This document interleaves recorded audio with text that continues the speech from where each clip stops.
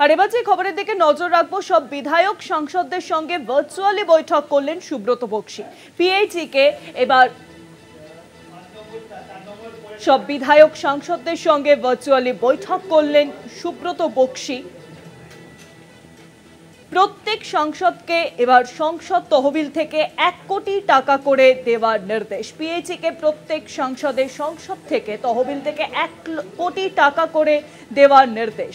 বিধায়ক তহবিল থেকে বিধায়কদের 10 লক্ষ টাকা দেওয়ার নির্দেশ। অভিষেকের দেওয়া কর্মসূচি সঠিকভাবে রূপায়ণের নির্দেশ দেওয়া হয়েছে বিধায়কদের। ভার্চুয়াল বৈঠক সুব্রত বক্সীর। আরো জানাবেন এখন কোন লাইনের সঙ্গে রয়েছেন আমাদের বিশেষ প্রতিনিধি দেবজ্যোতি ঘোষ। দেবজ্যোতিটা, ভার্চুয়াল বৈঠক করলেন সুব্রত বক্সী এবং সেই বৈঠক থেকে কোন কোন বিষয়গুলি সামনে এসেছে, কোন কোন ইস্যুতে সরব হয়েছেন তিনি, পাশাপাশি কি জানিয়েছেন তিনি? দেখো, একটা নির্দিষ্ট কারণেই কিন্তু আজকের এই একটা সংক্ষিপ্ত ভার্চুয়াল বৈঠক করেন সুব্রত বক্সী।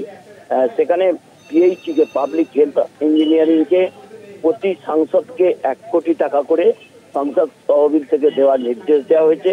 অন্যদিকে দলের যারা বিধায়ক রয়েছেন তাদের 10 লক্ষ টাকা করে তাদের বিধায়ক তহবিল থেকে দেওয়ার নির্দেশ দেওয়া হয়েছে এবং সমস্ত জেলা পরিষদের যারা সভাপতি রয়েছেন তাদের কাছে নির্দেশ যে তাদের যে বাজেট হয়েছে সেই বাজেটের 5% যাতে পিএইচই কে দেওয়া হয়।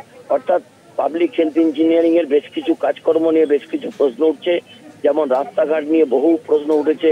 বিভিন্ন জায়গায় বর্ষায় রাস্তাঘাটের অবস্থা খারাপ হয়েছে, সেই জায়গাতেই কিন্তু আজকে আলোকপাত করতে এই বৈঠক। এবং তার পাশাপাশি আরো একটি বিষয় নিয়ে আলোচনা হয়েছে যে অভিষেক বন্দ্যোপাধ্যায় গত দুদিন আগে যে ভার্চুয়াল বৈঠক করেছিলেন, অর্থাৎ 5 তারিখে যে বৈঠক করেছিলেন, সেই বৈঠকে যে কাজকর্মগুলো দেওয়া হয়েছে তৃণমূল কংগ্রেসের বিধায়ক, তৃণমূল কংগ্রেসের সাংসদ এবং নেতৃত্বকে, সেগুলো যাতে ঠিকভাবে রূপায়ণ হয় তার জন্য কিন্তু বিধায়কদের দেখার নির্দেশ দেওয়া হয়েছে এবং সাংসদদেরও লোকসভার অধিবেশন না চললে তারা যেন বিধায়কদের কাছ থেকে তাদের হিসাবটা বুঝে নেন এবং রাজ্য নেতৃত্বকে তারা যাতে সমস্ত তথ্য দেন তার নির্দেশও কিন্তু দেওয়া হয়েছে।